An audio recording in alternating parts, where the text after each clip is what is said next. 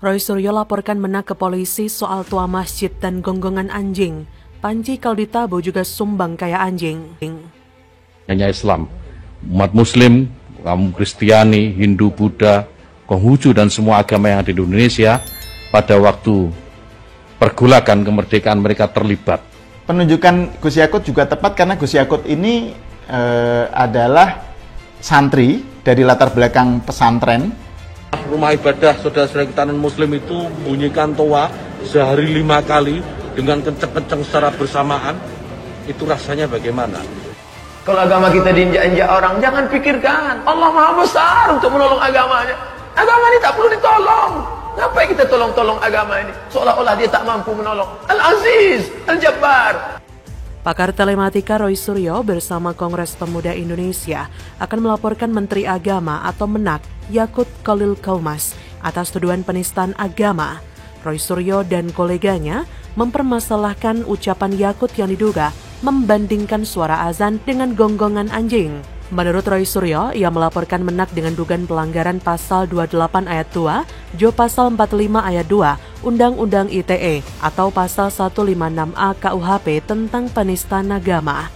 Pelaporan Yakut ini terkait dengan surat edaran Menteri Agama nomor 5 tahun 2022 mengenai pedoman penggunaan pengeras suara di masjid dan musola. Dalam surat tersebut, pemerintah menginstruksikan agar volume pengeras suara maksimal 100 desibel. Saat berkunjung ke Pekanbaru, Yakut menjelaskan jika maksud dari surat edaran tersebut agar membuat masyarakat Indonesia dan hubungan antar agama semakin harmonis. Selain itu, kata Gus Yakut, aturan ini untuk meningkatkan manfaat dan mengurangi hal yang tidak bermanfaat. Alasannya, di daerah di Indonesia yang mayoritas Muslim, hampir di setiap 100-200 meter terdapat masjid atau musola.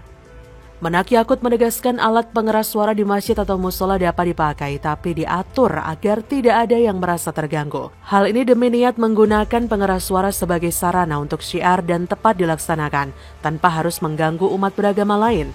Menak Yakut dinilai sebagai sosok yang sangat toleran dan sangat menghormati keberagaman.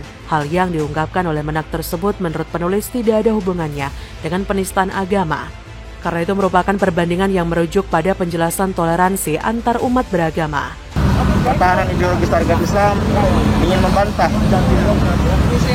bahwasannya Kementerian Agama itu milik Nahdlatul Ulama atau kelompok tertentu. Misalnya, menggonggong dalam waktu yang bersamaan, kita ini terganggu enggak? Artinya apa? Bahwa suara-suara ini, apapun suara itu ya, ini harus kita atur supaya tidak menjadi gangguan. Tapi herannya mengapa Roy Suryo mempermasalahkan hal tersebut, padahal kasus Ustadz Basalamah kemarin juga hal yang serius, yang menyinggung budaya dan alat dakwah. Tapi mengapa Roy Suryo diam saja? Mengapa yang dipermasalahkan malah orang-orang yang di lingkup Jokowi saja? Roy Suryo ini mikirnya terbalik. Dia itu pintar tapi sengaja nyinyir untuk menggiring opini. Sungguh menggelikan. Lagian, Roy Suryo kan dikenal sebagai pakar telematika. Ngapain juga sih ngurusin soal yang beginian? Hal yang remeh masih juga dibahas. Heran, soal remeh-temeh yang bagi orang awam saja nggak mikir karena rata-rata sudah paham kalau itu hanya persoalan perbandingan doang. Tapi buat politisi rupanya bisa diseret ke sana kemari. Jadi apa yang dilakukan oleh Roy Suryo tersebut hanyalah kontroversi belaka yang cuma membesar-besarkan hal yang gak penting di tengah masyarakat. Sedangkan masyarakat yang cerdas malah menertawakan kekonyolan statement itu. Jadi terkadang kita yang bukan orang politik dan sama sekali tidak memiliki kepentingan berkuasa muak dengan segala tingkah pola politikus yang justru bikin kisruh dengan pernyataan-pernyataan yang bego. Kita melihat dengan hati. Mereka yang berkontribusi nyata pada rakyat itu yang kita bela. Agar Pertiwi ini tidak dikuasai para politisi bau terasi. Harusnya Roy Suryo sadar kalau semua masyarakat mengenalnya sebagai pembawa perabot negara, termasuk Panji, yang kalau ditabuh juga sumbang. Sekedar informasi, ex-Menpora Imam Nahrawi juga pernah mengajukan gugatan terhadap Roy Suryo pada 2019 silam. Saat itu, Imam Nahrawi meminta Roy Suryo untuk mengembalikan barang-barang milik negara yang dipakai Roy saat masih menjabat sebagai Menpora. Benar-benar memalukan ya. Kemenpora sempat meminta pakar telematika itu mengembalikan 3.226 unit barang, termasuk alat dapur senilai miliaran rupiah. Sejak itu, sindiran Panji Roy Suryo sering dilontarkan warganet. Pendukung Jokowi di sisi lain tanpa banyak kata, hanya mengingatkan Roy Suryo terkait panci yang diembatnya.